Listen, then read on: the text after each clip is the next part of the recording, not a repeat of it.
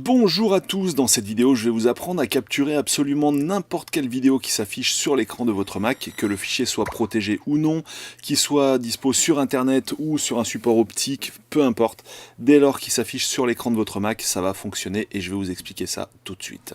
Alors la première chose à faire, on va se rendre sur GitHub, je vous donne l'URL bien sûr dans les commentaires de la vidéo, et ici vous allez télécharger Soundflower, voilà, ici une version qui marche sur 10.14. Alors vous téléchargez ici le fichier DMG, paf, et une fois qu'il est téléchargé, on va s'occuper de l'installer. Allez, c'est parti. Ok, notre fichier DMG est ouvert, alors là on va exécuter Soundflower. Par contre, attention, avec la 10.14, il y a quelques petites choses à savoir. Lorsque vous exécutez ici le Soundflower, vous allez avoir un message d'erreur, c'est ce qui est expliqué ici en anglais, pour contourner ce message d'erreur, il va falloir vous rendre ici dans les préférences système, onglet sécurité, voilà, et ici vous allez avoir un petit bouton qui vous permettra de lancer Soundflower. Donc c'est à partir de là qu'il faudra cliquer sur exécuter et après vous pourrez poursuivre l'installation normalement. Voilà. Alors une fois que l'application est installée, que se passe-t-il? Est-ce qu'on la trouve ici dans ces applications? Eh bien non, je ne crois pas en fait, je crois même pas que ça va rajouter quoi que ce soit. Tiens, on va essayer. Sound. Hop, non, vous voyez, rien du tout qui s'ajoute là. Mais alors, où est-ce que ça peut bien passer? Eh bien, je vais vous montrer ça tout de suite, en ouvrant ici par exemple le Finder, et en se rendant par exemple dans les propriétés du son. Vous voyez qu'ici j'ai deux cartes son Soundflower qui sont ajoutées. Et lorsqu'on retourne aussi dans les paramètres système, qu'est-ce qu'on voit? Eh bien que dans la rubrique son, hop, on va fermer ça. On va retourner dans les préférences système. Ah il était en bas. Ok, donc dans la rubrique son, paf, voilà, ici, hop, enlève-toi, ici donc, on va retrouver donc de nouveau nos deux cartes son virtuelles qui sont installées dans le Mac. Alors, on va cette fois s'intéresser aux fichiers vidéo que l'on souhaite capturer. Alors on va prendre un exemple complètement bidon. Par exemple ici la bande-annonce d'un dessin animé. Et on va commencer la lecture de notre dessin animé. Alors on va dire qu'on commence depuis le début. Alors ok, tout est bon du côté de notre dessin animé. On veut lancer la capture. Donc pour ce faire, on va ici ouvrir l'application QuickTime.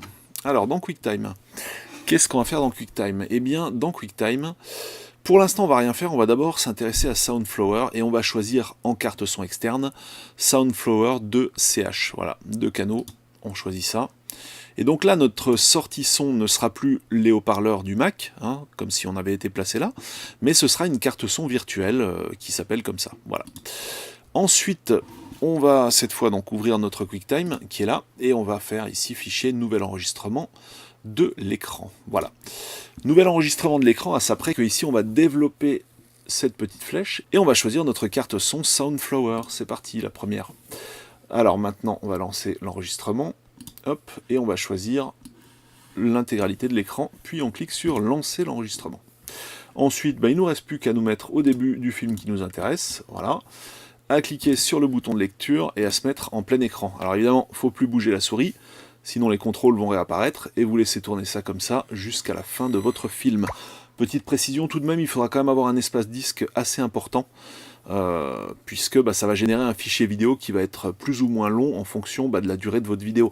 Forcément, si votre film dure 1h30 ou 2 heures, ça va générer un très gros fichier vidéo qui d'ailleurs serait appréciable de recompresser par la suite, mais ça fera pourquoi pas l'objet d'un autre tuto. Donc voilà, on va dire qu'on arrive à la fin de notre film, hop, on clique sur échappe, puis on se rend de nouveau sur QuickTime, là. Non, on va y aller comme ça va être plus simple. Bim. Alors un petit Alt Pomme Tab, pardon, je me croyais sur PC. Un petit Pomme Tab pour switcher d'une application à l'autre, ça va toujours bien. Et lorsqu'on est dans QuickTime, ici on va cliquer sur le bouton Stop, quoi, en fait. Voilà.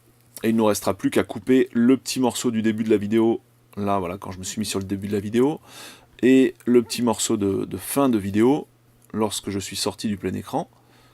Et tout le reste au milieu, on aura notre film propre et net, et avec le son, puisque on aura choisi Soundflower comme sortie sonore, et c'est justement la même sortie qu'on a choisi de capturer avec notre QuickTime Player.